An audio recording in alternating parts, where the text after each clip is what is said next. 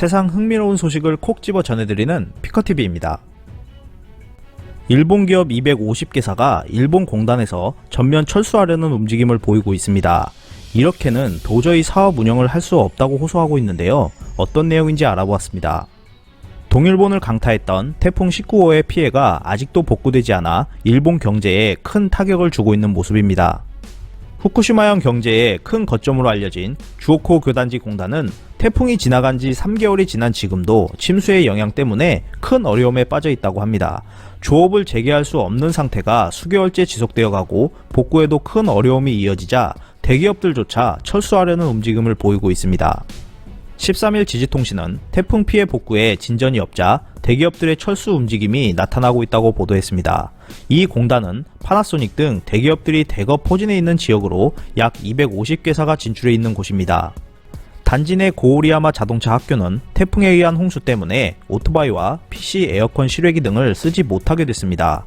이 학교를 운영하는 노리오 사장은 어디서부터 손을 대야 할지 막막하다 호소하기도 했습니다. 단지 내 기업 사정도 마찬가지입니다. 시설 복구에 시간이 걸리는 건 당연한 일이고 전체 복구는 아예 생각조차 할 수 없는 곳도 많다는데요. 오가와 씨는 특히 대기업은 재해를 입은 기계가 고액이라 당장 발주할 수 없는 상황이고 이보다 더 심한 곳은 완전히 다시 시작할 수 없는 곳도 있다고 말했습니다. 단지 침수의 주된 요인은 근처에 흐르는 아부 쿠바강의 범람에서인데요. 시에 따르면 약 90%에 이르는 234개사가 침수 피해를 입었고 피해액은 약 384억엔에 이른다고 밝혔습니다.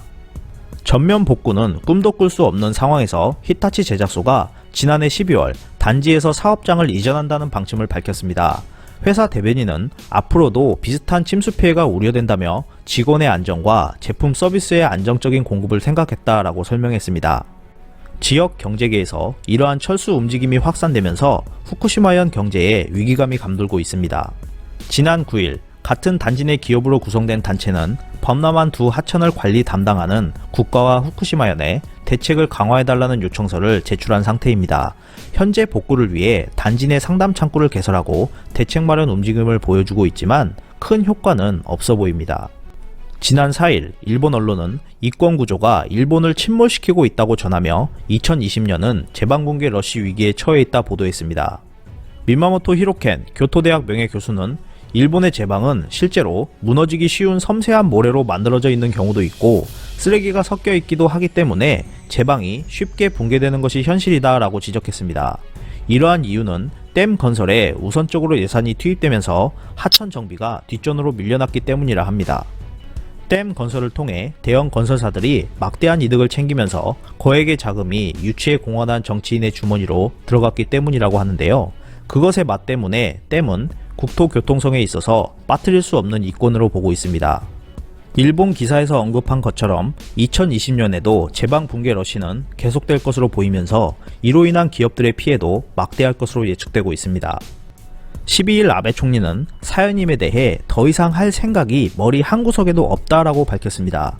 벚꽃을 보는 모임부터 카지노 비리, 태풍 피해 비리 등 다양한 비리들이 속속 드러나기 시작하자 이젠 끝물이라는 걸 눈치채고 챙길 만큼 챙겼으니 이젠 물러나려는 모양입니다.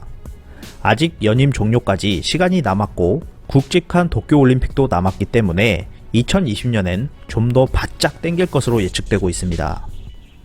이상 피커TV였습니다. 감사합니다.